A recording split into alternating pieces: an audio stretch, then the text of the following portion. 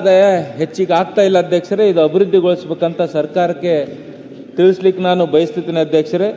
ನೀರಾವರಿ ವಿಷಯ ಬಂದಾಗ ಸಾಕಷ್ಟು ನಮ್ಮ ಹಿರಿಯರು ಎಲ್ಲ ಪಕ್ಷದ ಮುಖಂಡರು ಇದ್ರ ಬಗ್ಗೆ ಕಾಳಜಿ ವಹಿಸಿದ್ದಾರೆ ಅಧ್ಯಕ್ಷರೇ. ಕಳೆದ 2.5 ವರ್ಷದಿಂದ ಈ ಭಾಗದ ನೀರಾವರಿ ಸೇರಿದಂತೆ ಪ್ರಮುಖ ಯೋಜನೆಗಳು ಅನುದಾನದ ಕೊರತೆಗೆ ಸೋರುತ್ತಿದೆ. ನೀರಾವರಿ ವಿಷಯ ಬಂದಾಗ ಕಾವೇರಿ ನೀರಿಗೆ ಎಷ್ಟು ಪ್ರಾಮುಖ್ಯತೆ ಸರ್ಕಾರ ಕೊಡ್ತದೆ ಅಧ್ಯಕ್ಷರೇ, ಅದೇ ಥರ ನಮ್ಮ ಕೃಷ್ಣ ಆಗಲಿ ಗೋದಾವರಿ ಆಗಲಿ ಜಲಯಾನ ನೀರು ಸೇರಿದಂತೆ ನಮ್ಮ ಭಾಗದಕ್ಕೆ ಏಕೆ ಆದ್ಯತೆ ನೀಡುತ್ತಿಲ್ಲ ಅಂತ ತಮ್ಮ ಮೂಲಕ ಸರ್ಕಾರಕ್ಕೆ ನಾನು ಪ್ರಶ್ನೆ ಕೇಳುತ್ತೇನೆ, ಉತ್ತರ ಕೂಡ ಬಯಸ್ತೇನೆ ಅಧ್ಯಕ್ಷರೇ. ಬೆಳಗಾವಿ ಜಿಲ್ಲೆಯ 14 ಏತ ನೀರಾವರಿಗೆ ಹಿಂದಿನ ಬೊಮ್ಮಾಯಿ ಸರ್ಕಾರ BSP ಸರ್ಕಾರ ಅದಕ್ಕೆ ಅಸ್ತು ಕೂಡ ನೀಡಿ 5,000 ಕೋಟಿ ಕೂಡ ಅನುದಾನ ಘೋಷಣೆ ಮಾಡಿತ್ತು ಅಧ್ಯಕ್ಷರೇ. ಗದಗ ಆಗಲಿ ಬೆಳಗಾವಿ ಧಾರವಾಡ ಬಾಗಲಕೋಟೆ ಜಿಲ್ಲೆಯ 100 ಗ್ರಾಮಕ್ಕೆ ನೀರಿನ ವ್ಯವಸ್ಥೆ ಮಹದಾಯಿ ಕಳಸಾ ಬಂಡೂರು ಯೋಜನೆ ನೆನಗುದಿಗೆ ಬಿದ್ದಿದೆ. ಅದರ ನಮ್ಮ ಭಾಗದಲ್ಲಿ ಕೃಷ್ಣಾ ಮೇಲ್ದಂಡೆ ಯೋಜನೆ 3ನೇ ಹಂತದ ಕೆಲಸವನ್ನು ಕೂಡ ಸರ್ಕಾರ ಯಾವಾಗ ಶುರು ಮಾಡುತ್ತಂತ ತಮ್ಮ ಮೂಲಕ ನಾನು ಕೇಳಕ್ಕೆ ಇಚ್ಛಪಡ್ತೀನಿ. ಕಲಬುರಗಿ ಜಿಲ್ಲೆಯ ಭೀಮಾ ನದಿ ಆಗಲಿ ಸೊನ್ನ ಆಗಲಿ ನಾಗರಾಳ ಆಗಲಿ ಚಂದ್ರಂಪಳ್ಳಿ ಆಗಲಿ ಇದರ ನೀರು ಸದ್ಬಳಕೆಗೆ ಕ್ರಮ ವಹಿಸ್ತಾ ಇಲ್ಲ. ಅದು ವಿಶೇಷವಾಗಿ ಬೀದರ್ ಜಿಲ್ಲೆಯಲ್ಲಿ ಏನು ಗೋದಾವರಿ ಬೇಸಿನ ವಿಭಾಗದಲ್ಲಿ ಬಚಾವಿತಾಗ ಕೂಡ ಒಂದು ವರದಿ ಕೊಟ್ಟಿತ್ತು ಅಧ್ಯಕ್ಷ, 8 TMC ನೀರು ಅದು ಕೂಡ ಸದ್ಬಳಕೆ ಆಗ್ತಾ ಇಲ್ಲ. ಇದು ಭಾಳ ನಮ್ಮ ಜಿಲ್ಲೆಯ ರೈತರ ಒಂದು ನೋವಿದೆ ಅಧ್ಯಕ್ಷರು ಹೇಳಕ್ಕೆ ಇಚ್ಛಪಡ್ತೀನಿ. ಯಾಕಂದ್ರೆ ಮಾಜರಾ ನದಿ ಮಹಾರಾಷ್ಟ್ರದಿಂದ ಕರ್ನಾಟಕದಿಂದ ಆಂಧ್ರಕ್ಕೆ ಹೋಗ್ತದೆ ಅಧ್ಯಕ್ಷರೇ. ಆ ನೀರು ನಮ್ಮ ಸದ್ಬಳಕೆ ಆಗ್ತಂದ್ರೆ ಬಚಾವಿತಾಯ ಬಗ್ಗೆ ಅದು ಒಳ್ಳೇದಾಗ್ತ ಅಂತ ಹೇಳಕ್ಕೆ ಇಚ್ಛಪಡ್ತೀನಿ. ಅದೇ ಥರ SCP TSP ಅನುದಾನದಲ್ಲಿ ಈ ಸರ್ಕಾರ ಬಂದಾಗ ಪರಿಶಿಷ್ಟ ಜಾತಿ ಪರಿಶಿಷ್ಟ ಪಂಗಡ ನಾವು ನೋಡ್ತೀವಿ, ಅವ್ರ ಬಗ್ಗೆ ಕಾಳಜಿ ಇರ್ತೀವಿ ಅಂತ ಸಾಕಷ್ಟು ಸಲ ನಮ್ಮ ಮುಖ್ಯಮಂತ್ರಿಗಳು ಸಾಹೇಬರು ಮತ್ತು ಉಪಮುಖ್ಯಮಂತ್ರಿಗಳು ಅವ್ರ ಸಹೋದ್ಯ ಪಾರ್ಟಿಗಳು ಹೇಳ್ತಾರೆ. ಅದರಲ್ಲಿ ನಮ್ಮ ಭಾಗದ ಮಂತ್ರಿಗಳಾದ ಪ್ರಿಯಾಂಕ್ ಖರ್ಗೆ ಅವರು ಕೂಡ ಈ 2.5 ವರ್ಷದಲ್ಲಿ ಯಾವ ಕ್ಷೇತ್ರ ಕೂಡ SCP TSP ಅನುದಾನದಲ್ಲಿ ವರ್ಷಿಗೆ 50 ಲಕ್ಷ ಕೊಟ್ಟರು ಅಧ್ಯಕ್ಷರೇ.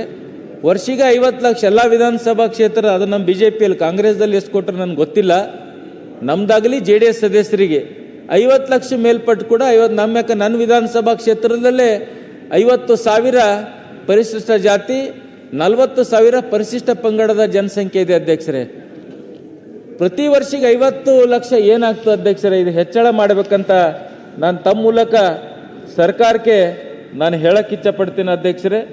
ಮತ್ತು ಅದರಲ್ಲಿ ಆರೋಗ್ಯ ಇಲಾಖೆಗೆ ಬಂದರೆ ನಮ್ಮ ವಿಧಾನಸಭಾ ಕ್ಷೇತ್ರದ ಮನ್ನಳ್ಳಿ ಹಾಗೂ ಬೀದರ್ ಜಿಲ್ಲೆ ಸಾಕಷ್ಟು 1 ವರ್ಷದಿಂದ ಹಿಂದ್ಗಡೆ ನಮ್ಮ ಜಿಲ್ಲಾ ಉಸ್ತುವಾರಿ ಸಚಿವರು ಉದ್ಘಾಟನೆ ಮಾಡಿದ್ದಾರೆ ಕಮ್ಯುನಿಟಿ ಹೆಲ್ತ್ ಸೆಂಟರ್. 1.5 ವರ್ಷ ಆಯ್ತು ಅಧ್ಯಕ್ಷರೇ, 10 ಕೋಟಿ ವೆಚ್ಚದಲ್ಲಿ ನಿರ್ಮಾಣ ಆಗಿದೆ. ಅಲ್ಲಿ ಒಂದು D ಗ್ರೂಪ್ ನೌಕರು ಕೂಡ ನೇಮಕ ಆಗಿಲ್ಲ, ಒಂದು ಗೈನಕಾಲಜಿಸ್ಟ್ ಇಲ್ಲ, ಸ್ಪೆಷಲೈಸೇಷನ್ ಡಾಕ್ಟರ್ ಇದು ಅತಿ ನೋವಿನ ಸಂಗತಿ. ಯಾವ ಗ್ರಾಮೀಣ ಪ್ರದೇಶದ ಬಡ ಜನರ ಕಾಳಜಿ ಇದೆ ಅಂತ ಈ ಸರ್ಕಾರ ಹೇಳುತ್ತೆ. ಇನ್ನೂ ಕೂಡ ಒಂದು D ಗ್ರೂಪ್ ನೌಕರಿ ಪೋಸ್ಟ್ಮಾರ್ಟಮ್ ಯಾರ ಮರಣ ಹೊಂದರೆ ಪೋಸ್ಟ್ಮಾರ್ಟಮ್ ಮಾಡಕ್ಕೆ ಕೂಡ ಒಬ್ಬ D ಗ್ರೂಪ್ ನೌಕರಿ ಅಸಿಸ್ಟೆಂಟ್ ಸಿಗ್ತಾ ಇಲ್ಲ ಮತ್ತು ಡಾಕ್ಟರ್ ಸಿಗ್ತಾ ಇಲ್ಲ. ಇದು ಭಾಳ ನೋವಿನ ಸಂಗತಿ ಅಂತ ಹೇಳಕ್ಕೆ ಇಚ್ಛಪಡ್ತೀನಿ. ಮತ್ತು ಡ್ರಗ್ ಲಾಜಿಸ್ಟ್ ಏನು ಮಾಡ್ತಾ ಇದೆ ರಾಜ್ಯ ಸರ್ಕಾರದಲ್ಲಿ, ಯಾವ ಡ್ರಗ್ಸ್ ಪರ್ಚೇಸ್ ಮಾಡ್ತಾ ಇಲ್ಲ. ಯಾವ ನೀವು PSC ಹೋಗ್ರಿ CSC ಹೋಗ್ರಿ ಡ್ರಗ್ಸ್ ಹೊರಗಿಂದೇ ಡಾಕ್ಟರ್ಸ್ಗಳು ಬರ್ಕೊಡ್ತಾರೆ. ಅಲ್ಲಿ ಏನೂ ಕೂಡ ಒಂದು ಆ್ಯಂಟಿ ಸ್ನೇಕ್ ಆಗಲಿ ಆ್ಯಂಟಿ ರ್ಯಾಬಿಸ್ ಆಗಲಿ ಇವು ಮೂಲಭೂತ ಕಾಮನ್ ಇಂಜೆಕ್ಷನ್ ಇರ್ತಾವೆ ಎಲ್ಲ ಆಸ್ಪತ್ರೆಯಲ್ಲಿ ಒದಗಿಸ್ಕೊಡ್ಬೇಕು ಅಂತ ನಾನು ಹೇಳಕ್ಕೆ ಇಚ್ಛಪಡ್ತೀನಿ ತಮ್ಮ ಮೂಲಕ ಅಧ್ಯಕ್ಷರೇ. ಮತ್ತು ಬಸ್ಸಿನ ವ್ಯವಸ್ಥೆ ಪಂಚ್ ಗ್ಯಾರಂಟಿ ಕೊಟ್ಟಿದ್ರಿ, ಅದರಲ್ಲೇ ನಮ್ಮ ಮಹಿಳೆಯರಿಗೆ ಬಸ್ಸಲ್ಲಿ ಹೋಗ್ತಾ ಇದ್ದಾರೆ, ಅತಿ ಸಂತೋಷ. ಬಟ್ ಹೋಗ್ತಾ ಇರೋದು ವಿದ್ಯಾರ್ಥಿನಿಯರಿಗೆ ಎಷ್ಟು ತೊಂದರೆ ಆಗ್ತಾ ಇದೆ. ಬಸ್ ಯಾಕೆ ರಾಮಲಿಂಗ ರೆಡ್ಡಿ ಸಾಹೇಬರು ಲಾಸ್ಟ್ ಟೈಮ್ ಅಧಿವೇಶನದಲ್ಲಿ ಹೇಳಿದ್ರು ನಾವು 800 ಬಸ್ ಪರ್ಚೇಸ್ ಮಾಡಿದ್ದೀವಿ, ಎಲ್ಲ ಜಿಲ್ಲೆಗೆ ಕೊಡ್ತಾ ಇದ್ದೀವಿ ಅಂತ. ವಿದ್ಯಾರ್ಥಿನಿಯರಿಗೆ 130 ವಿದ್ಯಾರ್ಥಿನಿಯರು ಒಂದು ಬಸ್ಸಲ್ಲಿ ಪ್ರಯಾಣ ಬೆಳೆಸ್ತಾ ಇದ್ದಾರೆ ಅಧ್ಯಕ್ಷರೇ. ಇದು ಎಲ್ಲ ಕ್ಷೇತ್ರ ನನ್ನ ಕ್ಷೇತ್ರದಲ್ಲಿ ಇದನ್ನು ತಾವು ನೋಡಿದ್ದು ವಿತ್ ಪ್ರೂಫ್ ಕೊಡ್ತೀನಿ ಅಧ್ಯಕ್ಷರೇ. ಒಂದು ಬಸ್ಗಳು ಮಾನ್ಯ ಮುಖ್ಯಮಂತ್ರಿಗಳು ಇಲ್ಲೇರ ಒಳ್ಳೆಯ ಸಂಗತಿ. ಎಷ್ಟು ಬಸ್ ಎಲ್ಲ ವಿಧಾನಸಭಾ ಕ್ಷೇತ್ರ ಬಸ್ ಕೊಟ್ಟರೆ ಓಡಾಡ್ಲಿಕ್ಕೆ ಈಸಿ ಆಗ್ತದೆ, ವಿದ್ಯಾರ್ಥಿಗಳಿಗೆ ತೊಂದರೆ ಆಗಲ್ಲ ಅಂತ ಹೇಳಕ್ಕೆ ಇಚ್ಛಪಡ್ತೀನಿ. ಮತ್ತು ನಮ್ಮ ಬೀದರ್ ಜಿಲ್ಲೆಯ ಜೀವನಾಡಿ ಬೀದರ್ನ BSSK ಫ್ಯಾಕ್ಟ್ರಿ ಶುಗರ್ ಫ್ಯಾಕ್ಟ್ರಿ ಸುಮಾರು ಸಲ ನಾನಾಗಲಿ ನಮ್ಮ ಸಿದ್ದು ಪಾಟೀಲ್ ಅವರಾಗಲಿ ಭಾಳ ಸಲ ಪ್ರಸ್ತಾವನೆ ಮಾಡಿದೆವು. ಮುಖ್ಯಮಂತ್ರಿಗಳು ಕೂಡ ನಮ್ಮ ಜಿಲ್ಲಾ ಉಸ್ತುವಾರಿ ಸಚಿವರು ಮನವಿ ಮಾಡಿದ್ದಾರೆ, ಪಕ್ಷಾತೀತವಾಗಿ ಎಲ್ಲರೂ ಭೇಟಿಯಾಗಿದ್ದೀವಿ. ಅದೊಂದು ಪುನರ್ಚೇತನ ಮಾಡಬೇಕು, ಲೀಸ್ ಕೊಡಬೇಕು. ಯಾಕಂದ್ರೆ ಕೇಂದ್ರ ಸರ್ಕಾರ ನೆಫಾಡ್ಲಿಂದ 550 ಕೋಟಿ ಗ್ರ್ಯಾಂಟ್ ಕೊಟ್ಟಿದ್ದಾರೆ ಅಧ್ಯಕ್ಷರೇ. ಸರ್ಕಾರದ ಗ್ಯಾರಂಟಿ ನಮ್ಮ ಮಾನ್ಯ ಮುಖ್ಯಮಂತ್ರಿಗಳು ಕೈ ಜೋಡಿಸ್ತೀನಿ ವಿಷಯದಲ್ಲಿ. ಮಾನ್ಯ ಮುಖ್ಯಮಂತ್ರಿಗಳೇ, ದಯವಿಟ್ಟು ಇದು ರೈತರ ಬಗ್ಗೆ ನೀವು ಈ ಕಡೆ ಗಮನ ಹರಿಸಬೇಕು. ನಾನು ವಿನಂತಿ ಮಾಡ್ಕೋತೀನಿ, ತಮಗೆ ಪ್ರಾರ್ಥನೆ ಮಾಡ್ತೀನಿ. ಅದಕ್ಕೆ ತಾವು ಗೌರ್ಮೆಂಟ್ ಗ್ಯಾರಂಟಿ ಕೊಟ್ರೆ ಅದು BSSK ಫ್ಯಾಕ್ಟ್ರಿ ಚಾಲೂ ಆಗ್ತದ, ಎಲ್ಲ ರೈತರಿಗೆ ಒಳ್ಳೇದಾಗ್ತದ ಅಂತ ಹೇಳ್ತಾ, ಇನ್ನೊಂದು ಖಾಲಿ ಹುದ್ದೆ ಬಗ್ಗೆ ಮಾನ್ಯ ಅಧ್ಯಕ್ಷರೇ, ನಮ್ಮ ಭಾಗದಲ್ಲಿ 30,000ಕ್ಕೂ ಹೆಚ್ಚು ಹುದ್ದೆಗಳು ಖಾಲಿ ಇವೆ ಅಧ್ಯಕ್ಷರೇ. ಇದರಿಂದ ಆಡಳಿತ ವ್ಯವಸ್ಥೆ ಪೂರ್ತಿ ನಿಶ್ಚಯಗೊಂಡಿದೆ. ಎಲ್ಲಿ ಖಾಲಿ ಹುದ್ದೆ ಇದ್ರೆ ಹೆಂಗೆ ಆಡಳಿತ ಆಗುತ್ತೆ, ಹೆಂಗೆ ಆಡಳಿತ ಚುರುಕು ಮಾಡ್ಬೋದು, ಇದು ತಾವೇ ಹೇಳ್ರಿ.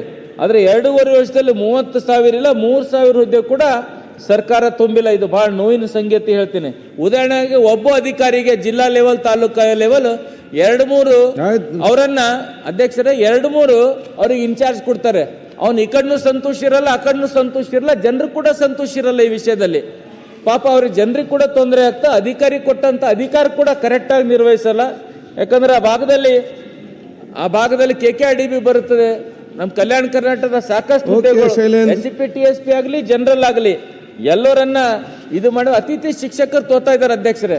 ಅದರ ಪಾಪ ಅವ್ರಿಗೆ 12,000 ಸರ್, 12,000 14,000 ಏನಾಗಲ್ಲ ಅಧ್ಯಕ್ಷರೇ. ಅಟ್ಲೀಸ್ಟ್ 25,000 ರೂಪಾಯಿ ಅತಿ ಶಿಕ್ಷಕರಿಗೆ ಕೊಟ್ಟರು ಪಾಪ ಅವ್ರ ಮನೆ ನಡೀತಿದೆ, ಹೋಗ ಬರೋ ಟ್ರಾನ್ಸ್ಪೋರ್ಟೇಷನ್ ಕೂಡ ಇದಾಗ್ತದೆ. ಇನ್ನೊಂದು ಗೋವಿಂದರಾಜು ಸಮಿತಿ, ಲಾಸ್ಟ್ ಇಯರ್ ಮಾನ್ಯ ಮುಖ್ಯಮಂತ್ರಿಗಳು ಗೋವಿಂದರಾಜು ಸಮಿತಿ ನಮ್ಮ ಪಕ್ಷಾತೀತವಾಗಿ 10